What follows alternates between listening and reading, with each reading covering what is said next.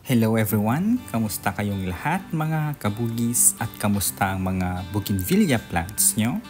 It's Michael here and welcome back to my channel. Today is another bougainvillea episode na for sure ay magugustuhan nyo kaya dapat nyong panoorin hanggang dulo. I have here with me are my 3 different varieties ng bougainvillea and namely si Galaxy White, Variegated Magic Sakura, and si Yellow Stripe. And I chose these varieties kasi I like their color combination na white from the Galaxy White na magbibigay ng separation between the yellow ng Yellow Stripe and the peachy pink from Magic Sakura. The one thing na in common sa kanila is that they are all variegated yung mga leaves nila.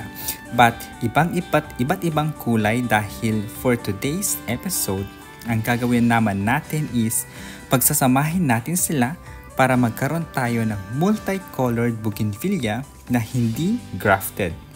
Usually kasi ang mga multicolored bougainvillea ay puro grafted and para naman sa hindi pa marunong mag-graft or di naman wala pang sayo na pwedeng pang-graft. Ito ay para sa inyo, kaya naman tara, samahan mo akong magtanim ng multicolored bougainvillea varieties. This is the pot na paglalagyan ko sa 3 small-rooted bougainvilleas and definitely hindi magkakasya yung current potting mix sa kani-kanilang pot. Kaya strategize and test nyo muna kung paano sila pagsasamahin and paano yung magiging direction ng each bougainvillea plant. Since I am going to repot them, lalagyan ko din ng fertilizer sa ilalim ng lupa nila bago ko ilagay yung mga bugis. And the first thing na pwede nyong gawin is bawasan nyo yung kani-kanilang lupa para magsakto silang 3 sa isang paso. But if meron naman kayong mas malaking paso at kasya silang 3, the better. And since sapat na available sa akin is hindi kasya, kaya babawasan ko yung lupa nila. And tapos guys, hanggat maaari maging maingat sa pagbabawas ng lupa nila para hindi ma-disturb ng malala yung mga roots nila. Yung una kong itinanim at nilagay ay si Yellow Stripe, tapos isinunod ko naman si Galaxy White, then finally si Magic Sakura. Yung pinagsama-sama ko yung mga bougainvillea in one pot is another way para sa mga limited space na meron. Gusto ko kasi meron na gustong magkaroon ng maraming varieties ng bougainvillea. This idea kasi ay pwede kang mag-collect ng mas maraming klase ng bugis without worrying na saan ko na naman nilalagay itong mga bagong collection ko. Like for example, you are planning to collect all the Opal and Flame series, which is madami-dami din yun. Nandyan si King Opal, si Yellow Flame, si Red, and Ruby Flame. Pwede mong gawin ito and pwede mo ding piliin yung color combination mo in one pot. So, may freedom ka to choose the color na gusto mo sa multicolored na bougainvillea without spending a lot of money. And to be honest guys, multi-grafted bugis ay may kamahalan din unlike sa mga small-rooted na bugis. Usually, yung ibang mga buyers ang hinahanap nila is the so-called budget meal. So meaning yung mura talagang bougainvillea. But of course, if you have the means naman, why not bumili na lang? And itong method na pinagsama-sama ko in one pot is to form a multicolored bugis ay naging hobby ko na din kasi gaya ng sabi ko kanina, pwede ako mag-choose ng varieties and colors na pwedeng pagsamahin. And minsan kasi hindi naman sa lahat ng pagkakataon may available akong rootstock na pwedeng pang-graft. Kaya naman this is an opportunity to have my dream na magkaroon ng multicolored bougainvillea. And madali lang siyang gawin, parang nag-repot ka lang din, and yung pinaka-crucial lang dito is yung dapat hindi ma-disturb ng malala yung mga ugat nila, lalo na't small rooted pa itong mga bougainvillea na ito. At bago tayo magpatuloy, and while naglilipat ako ng mga small-rooted bougainvillea and baka sakaling napadpad ka sa channel ko, and if you are happen to be new to my channel at hindi pa nakaka-subscribe, pakiclick na ang subscribe button para maging updated ka sa latest at sa susunod na videos ko gaya ngayon about bougainvillea. And if nakasubscribe ka na, I would like to take this opportunity na magpasalamat sa aking mga viewers na matiyagang nanonood sa current and past videos ko, kasama na ang mga shorts videos ko. Maraming salamat po. At lalong-lalo na sa mga subscribers ko na patuloy na sumusuporta sa aking channel. Thank you so much.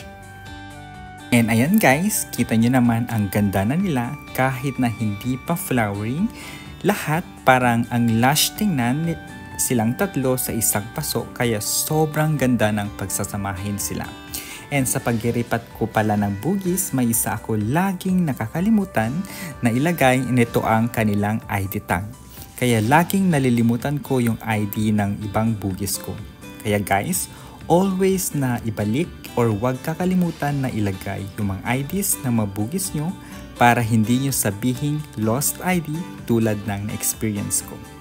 And after nating iripat ang mga bugis na ito, kailangan naman natin silang diligan and iligay muna sa bright but shaded area na mga ilang araw, mga 2 days siguro, para hindi naman sila mabigla.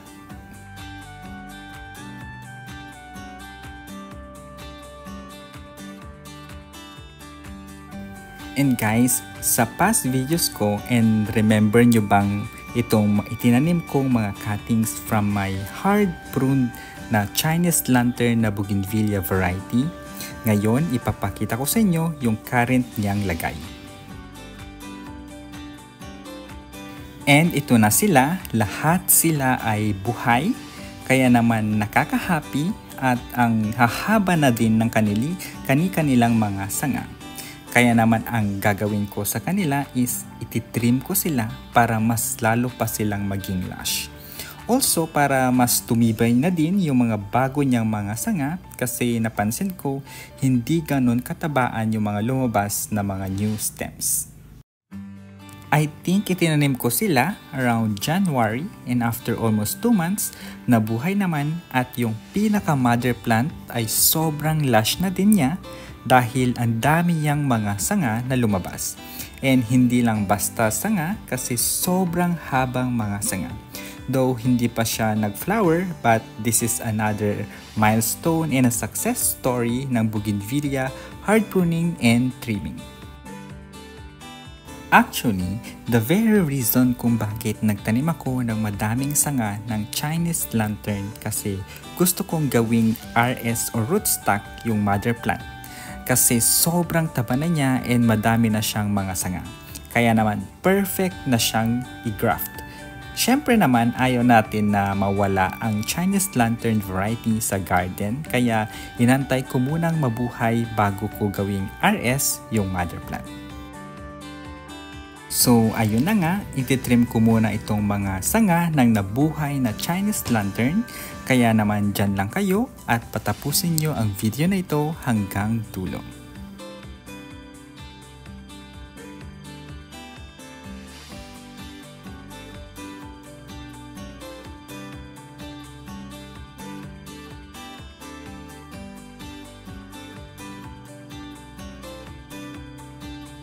And right after trimming, maglalagay ako ng mangilan-ngilang butil ng urea fertilizer para mas mabilis yung paglago at paglabas ng mga bagong sanga niya. Konti lang muna ang ilalagay natin na fertilizer kasi hindi pa sila ganun ka-mature para mag-handle ng mas madaming fertilizer. Kaya konti lang.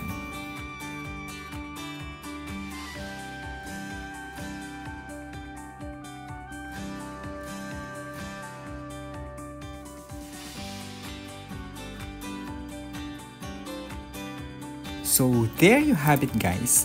Thank you so much for watching at makakaasa kayo na pagbubutihan ko pang gumawa ng mga relevant videos for Bougainvillea. Kaya naman don't forget to subscribe, stay safe and healthy, and we'll see you in my next videos. Bye-bye!